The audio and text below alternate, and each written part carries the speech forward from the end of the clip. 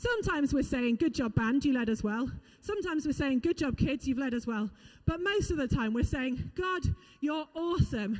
We love you, and we love to worship you. Now, it's time for our reading. So I'm going to tuck myself out of the way. Hopefully we've got some people that are vaguely ready. We do. Excellent. Okay. So, cast your mind back a couple of days. It's been a horrendous few days for the people of Jesus. Jesus entered Jerusalem last week, riding on a donkey, to joyful shouts of praise from the crowds. This is it, they must have thought. Jesus is going to save us. He's going to release us from Roman oppression to free us and bring in God's kingdom. But as the week went on, the atmosphere began to change. People were getting restless. Religious rulers were plotting against Jesus. Solemn, sorrowful final meals. Even his friends deserting and betraying him. Until the end of the week, he went on trial, was hung on a cross, and they watched him die. Their hearts must have been broken, never mind confused and overwhelmed. So here we find them, the women who had faithfully journeyed with Jesus and looked after him, coming to look after his body one final time, to wrap it in clothes and put herbs, oil, and myrrh on the body. So we pick up our reading from Matthew 28. After the Sabbath, at dawn on the first day of the week, Mary Magdalene and the other Mary went to look at the tomb.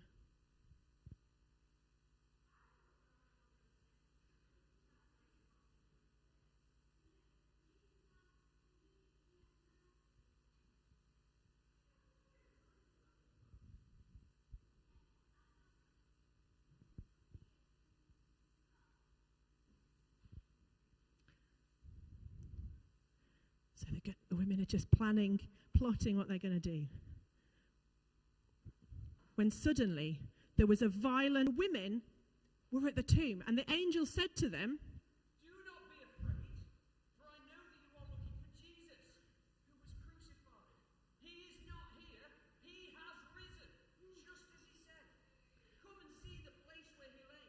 Then go quickly and tell his disciples, he has risen from the dead and is going ahead of you to Galilee. There you will see it. Now I have told you." So the women hurried away from the tomb, but not so quickly that they didn't meet someone. Slowly, hurry away slowly. And afraid, Jesus, you're up in a minute. Wait, slower. Jesus, go stand on the stage. Awesome. The women hurried away from the tomb slowly, afraid yet filled with joy, and ran to tell his disciples. Suddenly, Jesus met them. He said, then they came to him, clasped his feet, and worshipped him. Then Jesus said to them,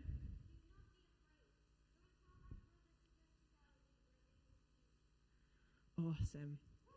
I think that's what we're up to. Yes, brilliant. Let's give them a round of applause.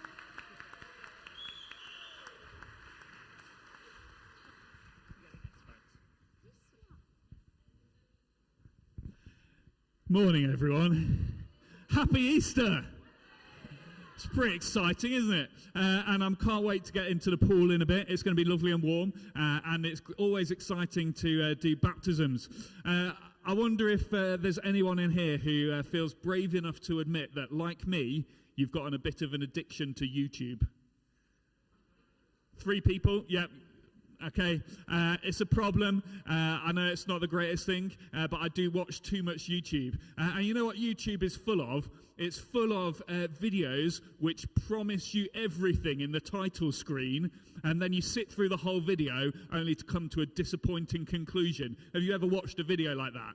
Where it's like, this one hack will change your life. Or this one fact changed everything for me. Anyone ever? I feel like some people are looking blank, but some people know what I'm talking about. The world is full of those videos. They want to draw you in with promising that this is going to be the greatest thing ever, and then you watch through the whole thing, and they're building up and building up and building up, and then you're like, oh, I knew that anyway. Well, I'm gonna be bold. I'm gonna make the same claim today. I've got a fact for you that changes everything. This one fact changes everything. And the reason that mine's a bit different from the YouTube usual clickbait is that I can prove that my fact changes everything. You see, my fact is being talked about all around the world, in every country and in pretty much every language. My fact has stood the test of time. It's been being talked about for 2,000 years. My fact literally shook the earth. Kingdoms have risen and fallen on this fact. Countless millions of lives have been changed by this one fact. And people's lives are still being changed today by this one fact. The people that are getting baptized today are here as witnesses to that fact. Do you want to know what the fact is? I've done exactly the same as YouTube. I promised you everything and then I've built it up. Do you want to know what the fact is?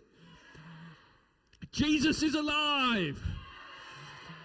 That's the one fact that changes everything. And it is a fact. It was witnessed by lots of people. The Romans tried to do a good cover-up job on it, but it was too late. The fact had got out. Jesus is alive. People saw him. People met him. He was alive. And people were willing to die to say that that was the truth. They knew that it was true. This is a fact, and this fact is going to change the world. And do you know what? Today, more and more people are talking about it. I feel like it's been, maybe when I was growing up, it was quite unpopular to be a Christian, to go to church.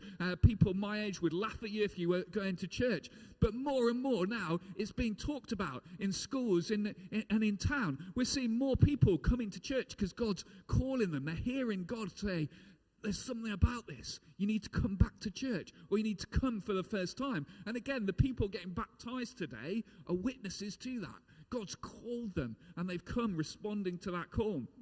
And people aren't coming back for some kind of dead religion or just a bunch of fancy words and things like that. People are coming back because they're meeting the living God, Jesus, who is alive. That's the fact that this church is built on. That's the fact that the church around the world is built on, and that our faith is built on. I love that in the cinema at the moment, you could go to the cinema and there are 2 different films that you could watch about Jesus.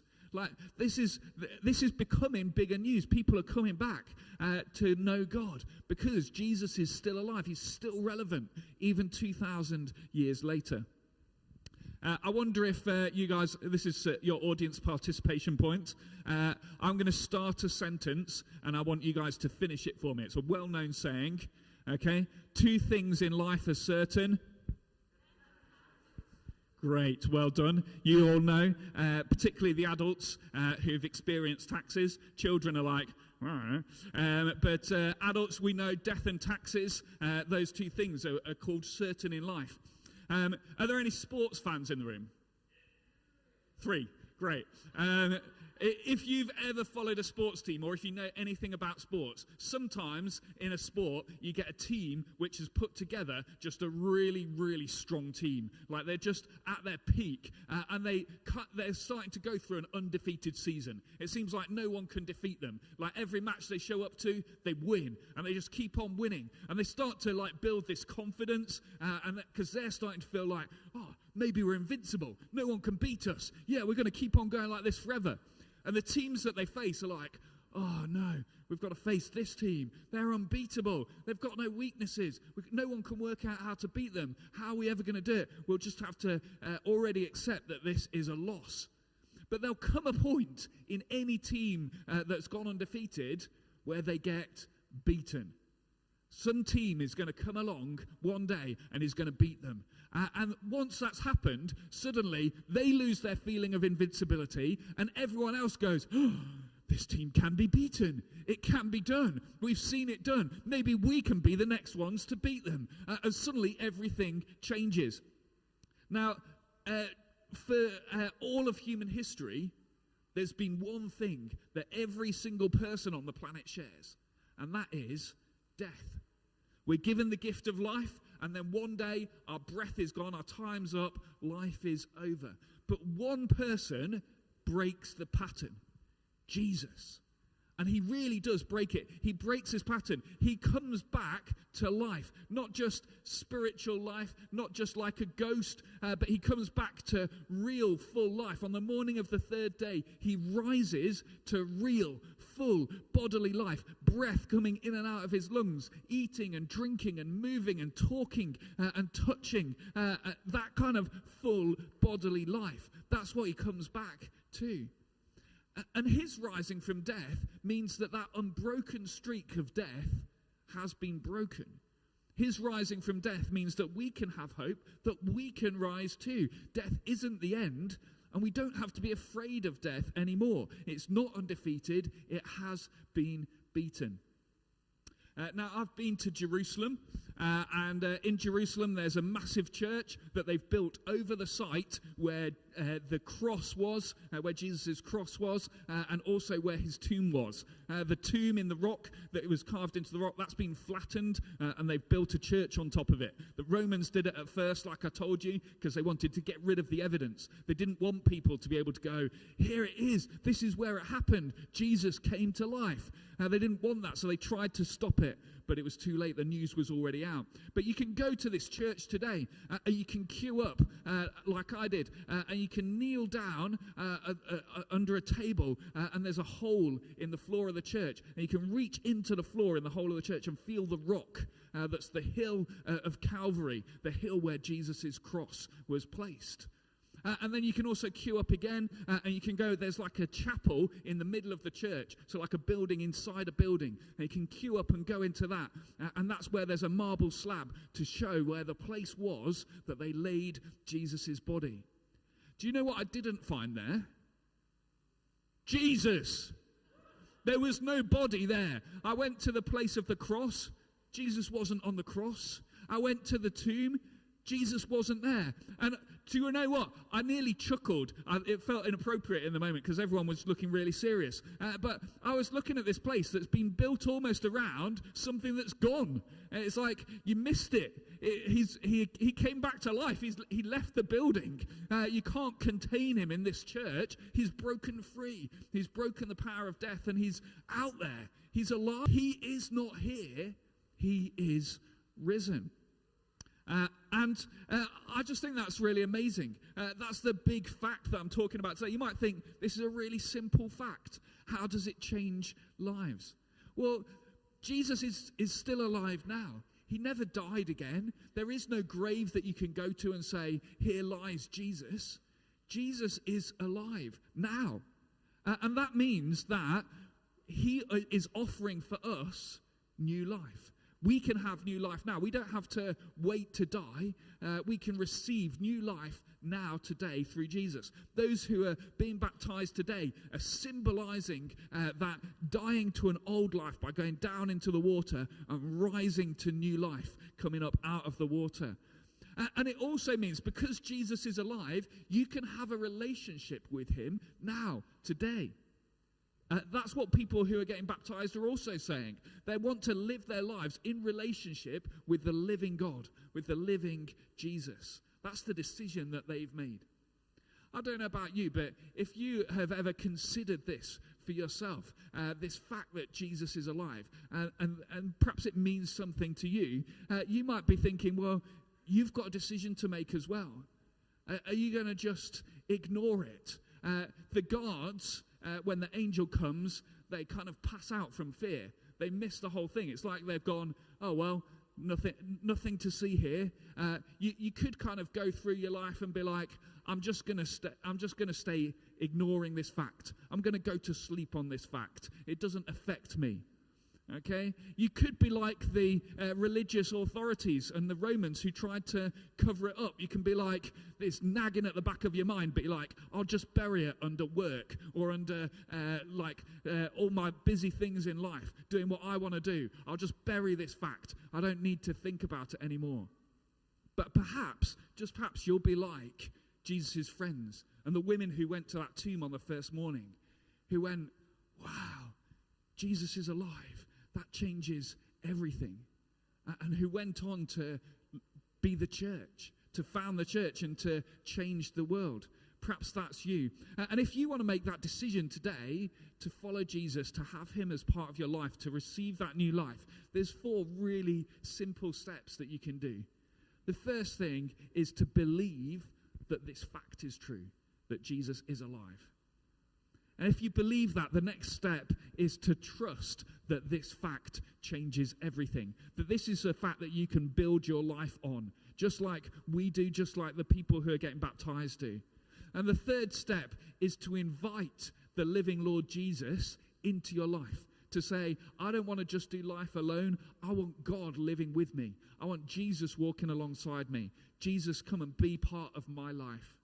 And then the fourth step is to accept the gift of new life that he offers. I'm going to pray a prayer now, and if you want to make that prayer yours, whether you're doing it for the first time or whether you've done it lots of times before, if you just want to say, Jesus, thank you that you are alive. I want you as part of my life. I want that new life you offer. Can I invite you to be brave and just to stand up now if you want that? Whether you've done it before or whether you've never done it before or whether you've done it lots of times. Do you just want to stand up?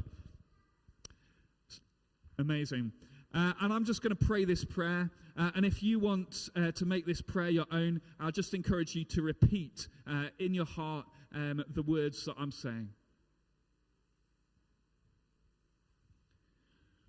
Jesus, thank you that you are alive. And that your life means I can have life. Jesus, I want you to be part of my life. I'm sorry for the other things that I've gone after, the things that seem good at the time but don't matter. And I want to turn to you with my whole heart and accept this gift of new life that you poured out for me. Walk with me every day. Amen. Amen. Brilliant. We're going to go on to, you can have a seat for a moment. We're going to invite the children up again, I think, because through the last few weeks in our children's church, every